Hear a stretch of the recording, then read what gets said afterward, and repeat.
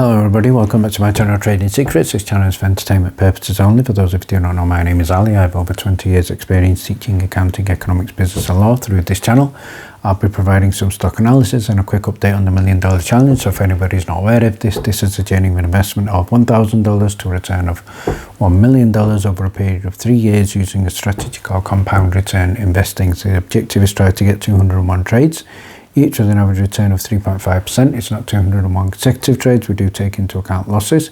So for further details about how to join us for less than $9 a month, information is available in the description below. In today's video, we're going to be looking at MMTLP, and we now have a FINRA response to the SEC. So we will be breaking this down, and this response, as expected, has been dated 31st of January 2024, and FINRA have taken the very last minute available to conduct their response. So we'll have a look at that shortly. So before we get started, let's have a look at what's happening in the market. So first headline here from Bloomberg, stocks are still pushing higher as oil drops below $75. So not great news for oils, but the stock market has been a little bit jittery. The negative news with regard to inflation was not well received in the previous day, but jobless claims rise 2 months high as labour market cools, and the US factory gauge climbs to the highest since 2022. So we are also expecting earnings for Apple. So in terms of a prediction of this, how could we predict that to play out later today? And we can see here what Wall Street is expecting Apple to report earnings of approximately $2.11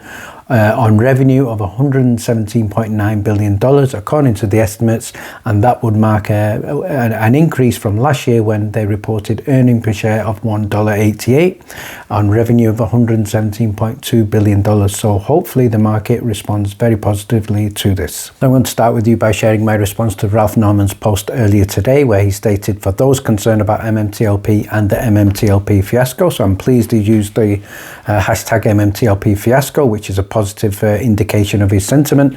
And he states here, I received a lengthy response from FINRA, link below. I'm looking forward to talking with Dennis Neal on Neal podcast very soon about this. So we're going to look at Dennis's reaction to this later on.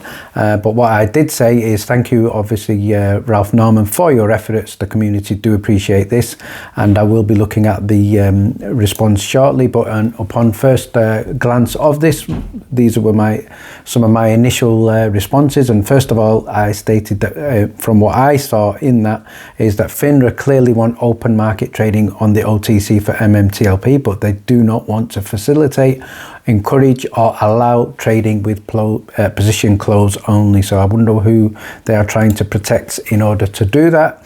And the other initial quick response I got from this that I shared earlier is, from what I read, I can see that FINRA are now claiming they don't have the authority to conduct an audited and consolidated share count. Well, if you don't have the authority, who does? Because it's not the SEC. And is this because the share count is the smoking gun that could bring you down? What have you got to hide? So that's the question. Why did you not refer to the FOIA in the whole of this response, where Mr. Samdradi stated he was blue sheeting MMAT and MMTLP? And now I know you talked about the blue sheet data is not relevant. Well, let's just have it then if it's not relevant. This proves you do not have the authority and cannot do it. This certainly seems to be a very strong contradiction here. So 1 minute you're blue sheeting, next minute you don't have the authority, and then you're saying blue sheeting is not relevant. Well, if it's not relevant, let's see it. So FINRA seems to be adamant in doing anything they can to not provide the share count. Why?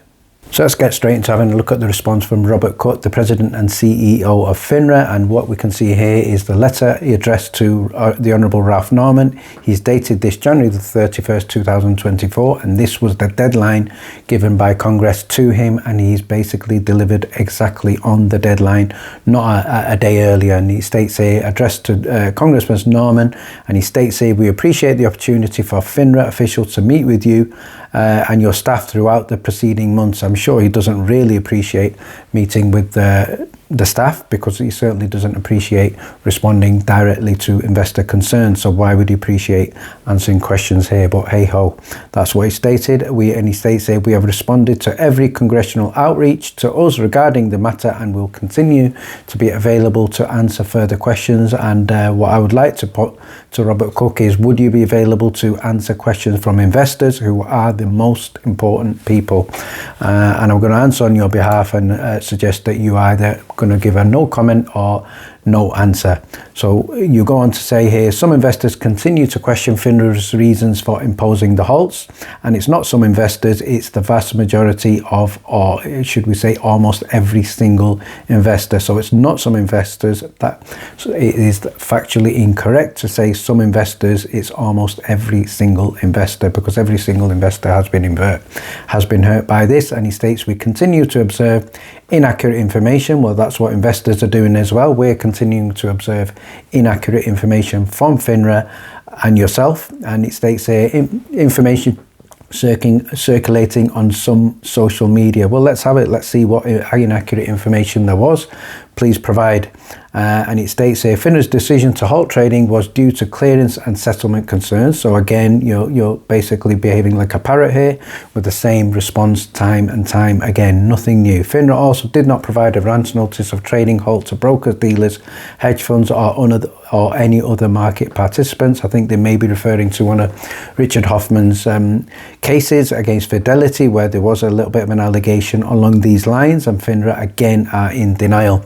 So it states there, assigning the MMTLP symbol upon request of a broker dealer was standard practice. Well, was it standard practice to go against company concerns? So you've not answered that question. Given the circumstances and appropriate to further market transparency. So market transparency for who? I think that is the question. And you go on to say, FINRA have reviewed the members' US trading activity in MMTLP, including short selling, and found no evidence that there was significant naked short selling. Well, there has been evidence provided by Nextbridge Hydrocarbons. I think you need to have a look at that. Contact Greg McCabe, and he has provided evidence that short sellers have approached the company and stated, what can we do to deal with our outstanding short positions? So the evidence is there. Seek and you will find. You go on to say, FINRA is not aware of the data that supports social media claims of significant naked short selling or counterfeit shares. Again, please contact Greg McCabe. FINRA cannot perform a certified, audited and consolidated share count. Their regulatory authority does not extend to domestic or foreign non-member entities. So I agree with the non-foreign and obviously overseas. I'll give you that. But what I don't agree with is you cannot provide certified and audited consolidated amount of shares for the US market. That is simply not true. However, today it's very difficult for investors to trade these shares because Nextbridge has not taken necessary steps to support the development of a secondary market. This is what they want. Unless Nextbridge steps in that would support trading in its common stock, trading will continue to be difficult, including trades to close out short positions. So what I would like to point out to FINRA here is, if you remember, there are letters published open to the public between you and Nextbridge Hydrocarbons. Nextbridge Hydrocarbons requested position close only trading. They wanted this market, you said no. So what the hell's going on here? You basically only want this to trade and short it to death. Well, that's not in the interest of transparency and fair markets, and that is not in the interest of protecting retail investors. So moving on, you said the overview of FINRA's actions related to MMTLP. After they obtained the QSIT, which is metamaterials, it became DTC eligible. FINRA assigned the MMTLP symbol in the security in 2021, so the broker-dealer could report an executed transaction in the authority. So I think they're implying there were mistakes there by metamaterials, and I think I'm probably going to have to accept that. There were some mistakes from metamaterials in the paperwork, which allowed the market makers to get this trading. And it states here, FINRA did not receive a Form 211. Again, we've been through this road. You're just repeating old news that everybody knows. We know that, and that has been clarified. So you're just basically behaving like a parrot here. FINRA understands that Torchlight Incorporated publicly stated in its SE filing they did not expect a market to develop. Yes, that is true. So why did it develop? Confusion exists as to whether the issuer needs to approve The commencement of trading in MMTLP, as noted above, generally an issuer's approval is not needed for a security to trade on the OTC. So if it's not approved, approval is not needed, well, why don't I go ahead and trade Apple shares on the OTC, because you're saying I don't need approval of Apple. Your section, the MMTLP trading halt, you've gone on to say another FINRA's roles is to direct member firms to halt quoting and trading activities in security when FINRA deemed that such action is necessary and appropriate to protect investors and ensure a fair and orderly market. So protect investors, I don't think a single investor is protected. A fair and orderly market, I don't think there was a fair and orderly market, so please provide evidence directly which investors were protected by your decision, but it's certainly not the 64, or should we say 65,000 plus investors. Not a single one of those were protected. So who was protected? FINRA made the determination and on December the 9th, 2022, pursuant to Rule 6440, FINRA rule, and provided notice of the trading halt on the morning of December the 9th to all market participants. So again, I refer you over to the very prominent and famous tweet shared by Terry, and we're going to have a look at that shortly. That is a direct contradiction to your statement here. So please address that as well. We're going to come to that shortly. And among FINRA's concerns resulting in the trading halt were the fact that trades executed after December the 8th would not have settled in time. So if that was your concern, how long did it take you to come to that decision? Did you only find out last minute? And why was this not dealt with months and months, or weeks or days and days prior to your decision? So why did it only take you the last minute to work this out?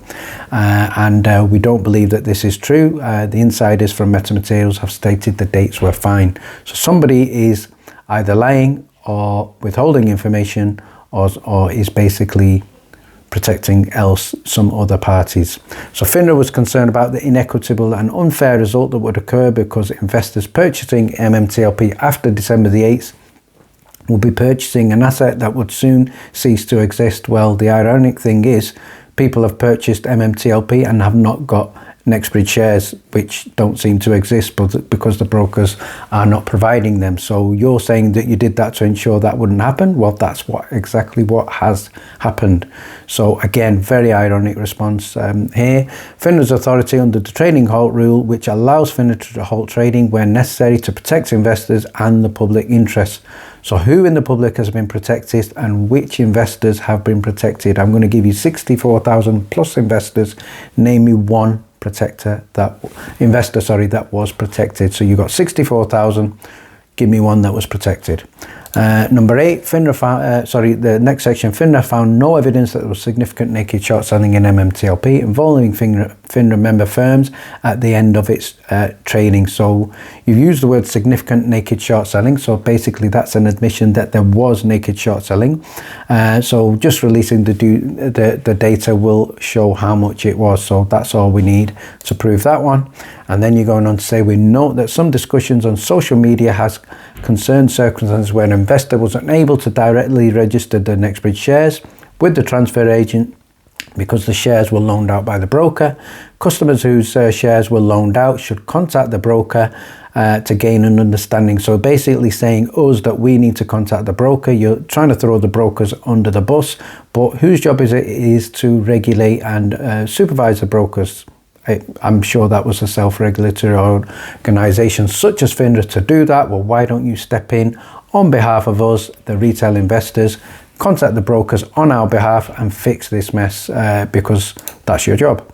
And then under the section, potential future trading in Nextbridge hydrocarbon shares, we're talking about the S1 registration and issuance of common stock. You're saying it's difficult for Nextbridge shareholders to trade. Well, Nextbridge shareholders do not want open trade, so you are mistaken in believing that. Nextbridge has not taken the necessary steps to support the development of a secondary market. So I commend Nextbridge for not doing that, because they will only do that if the conditions are correct, and the correct conditions are position close only. So That's what should be addressed, not open market trading to short it to death. And then unless Nextbridge takes steps that would support trading, trading will continue to be difficult, including trade out close positions and short positions. But if you are saying that you're going to allow close out short positions only, then we are on board. Nextbridge will be on board, and we have fixed this. So that's all we need from you. But that's not what you mean, clearly. What you want, open trading without closed position only. So the lack of a public market is the result of Nextbridge's decision. So you seem to be desperate for this to trade without position close only. So FINRA engaged in Nextbridge leadership. Have you really engaged in Nextbridge leadership? Because that's certainly not what the leadership seemed to be implying. And explained in ways that the company could support investors' ability to trade Nextbridge hydrocarbon shares. Well, what investors want is position close only. So if you can support that, please update us on that, and let's get that done. And finally, at the end, Mr. Cook, you stated, FINRA is committed to fulfilling our statutory mission of protecting investors and promoting market integrity.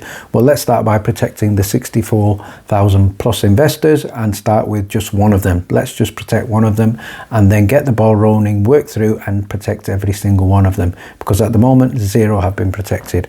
We share your concerns, do you really? Regarding investors, well, if you are concerned, do something about it. Who have complained they cannot trade the Nextbridge hydrocarbon shares in the absence of a trading market. That is bullshit, because basically traders do not want have concerns about trading Nextbridge hydrocarbons on an open market. They don't want it on an open market. They want it position close only. So please do not speak on behalf of investors.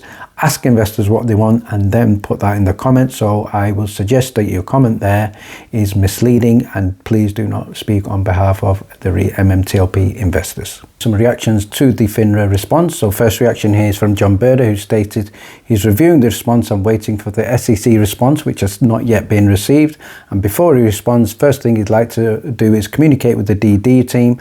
But one thing he stated for sure is that the statement is not factual. Well, I've certainly seen that as well.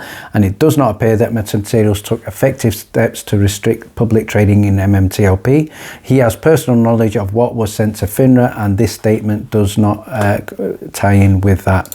And what Dennis has stated here, this will be so great. Thank you, Ralph Norman, for coming on What's Bugging Me. We talk tomorrow at 8 a.m. I presume that's Eastern time, and out soon on Our Lives Will Never Be the Same. So credit to Dennis for being a good vocal personality for the MMTLP fiasco. And what Curtis has stated, thanks for spelling out the authority pertaining to the corporate action oversight. We are already aware of that. Were you aware, or did you just conveniently forget that you gave explicit direction to the issue regarding the language in the corporate action? So great point there. And you all approved both corporate actions and conveniently did T+2 settlement date after approving. So you could issue a U3 halt to protect potential investors. Certainly smells of something smelly. And what Dennis has stated here is, if FINRA and the SEC are unable to demand, gather an accurate share count, how can FINRA insist that short interest was at less than 2% of MMTLP shares? Dennis has got no idea. I've got no idea. And FINRA are apparently saying they've got no idea, but they have got an idea that 2% of MMTLP shares had short interest. So it's a lot of confusion here created by FINRA. And what Vincent has stated in response to my post here, he said, this is an interesting take.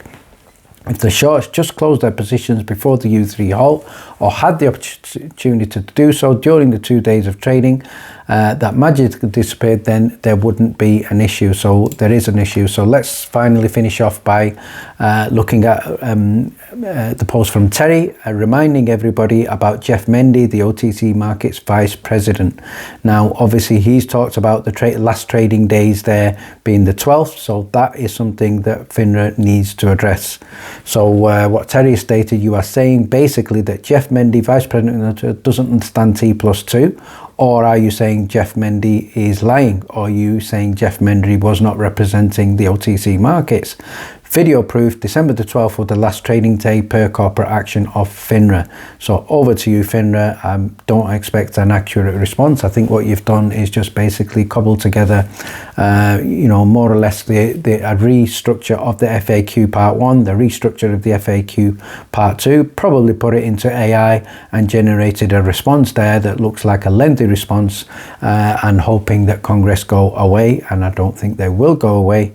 So stay tuned, and we will continue, and we are not going away. And finally, thank you very much for watching. Please stay tuned.